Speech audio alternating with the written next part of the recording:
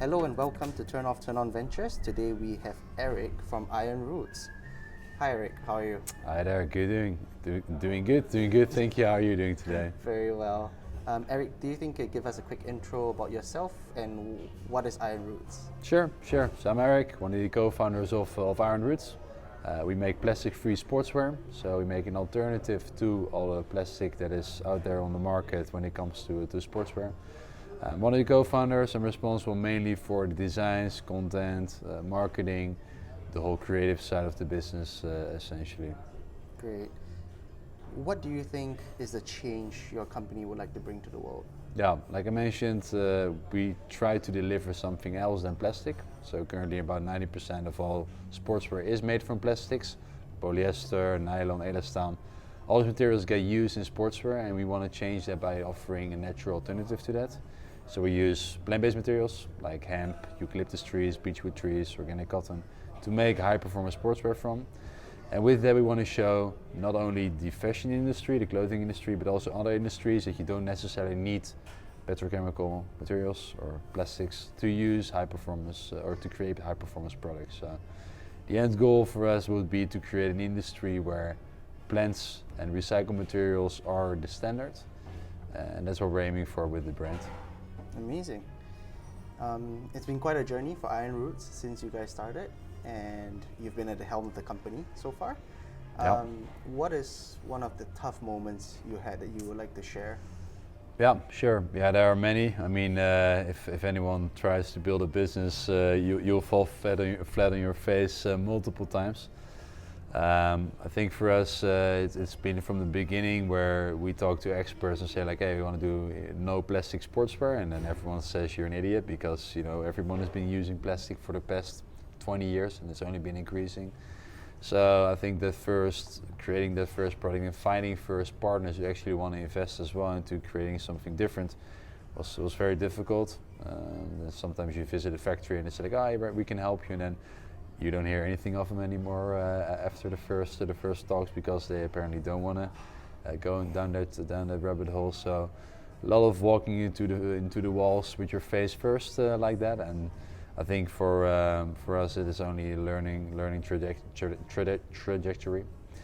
Same goes with, for example, the materials. So in the beginning, if you go to look online, for example, with hemp as a basis for any clothing, you'll see it's breathable, antibacterial, all these properties that people claim that it has. But if you use it in practice, it has its limitations. So for us as well to figure that out is like an interesting journey, because we figured, if we can not make everything from hemp, we need different things that we can use as well, right? So there's this whole journey in creating a company that's quite fun, but also you have to be agile. I think it's kind of a buzzword, but you have to be flexible enough to know, okay, this is not working, let's try to create something else. So yeah, there are many stories that I can tell you, and so many things are involved around creating the product because it's such a different thing that people are usually making that creates its own challenges. But the more you fall on your face, the more you get used to it. So you also know a bit easier how to get up, I think, from each time falling. So yeah. Great.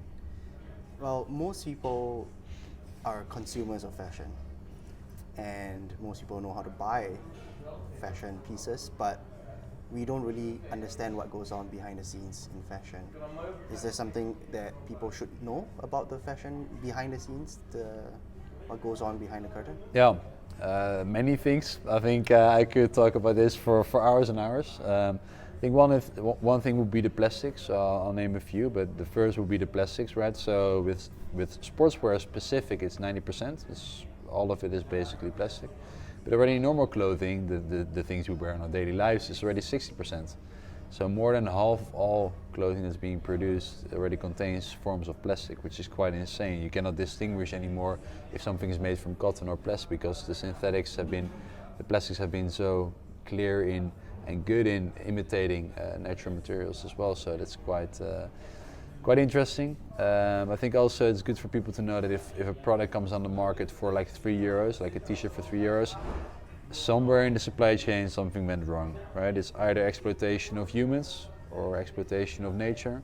But a t-shirt for €3, if you know how much processes go on in creating such a thing, from the farmland where a farmer grows his crop to the end product and all the phases in between, then you know that something definitely went wrong there, and it's some form of exploitation happened. So I think the perception of people on the price point and also on the whole processes that go on behind the scenes of creating such a product is can be challenged, and can also change, I think, and should change, so that people know, all right, if I see a t-shirt, for example, for €3, I should be starting asking questions to the brands that provide those products, right? Where are they produced?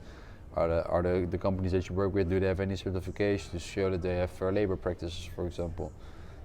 Can you tell what kind of materials go into the product, or what kind of chemicals have been used in creating these products, and where have they been produced, or which steps, which countries have they visited to the whole life of creating the product? So I think that the whole transparency part is definitely, there are so many aspects you can go into, but in general the whole transparency should be something that people should not take too lightly there. That's very helpful for people to I think ask more questions. I mean, it's helpful, but on the other hand, it also makes people's lives more complicated, right? Because I basically give them a rabbit hole to go down to, because there are so many things in the fashion industry that are wrong or that could be improved. So yeah. Oh, it works both ways. People have fun with looking at it up. I'm sure, yeah. What's some bit of practical? Sorry. Right at. What's some bit of practical advice that you can give to early startup founders? Yeah, I think the main thing will be fall in love with the problem and not with the solution. So what I mean there is that our brains really work well in creating solutions to problems that we perceive. But as a startup founder, you have to be really flexible in seeing, like, all right, maybe the solution that I propose is the best fit for the problem. So focusing on the problem kind of solves that.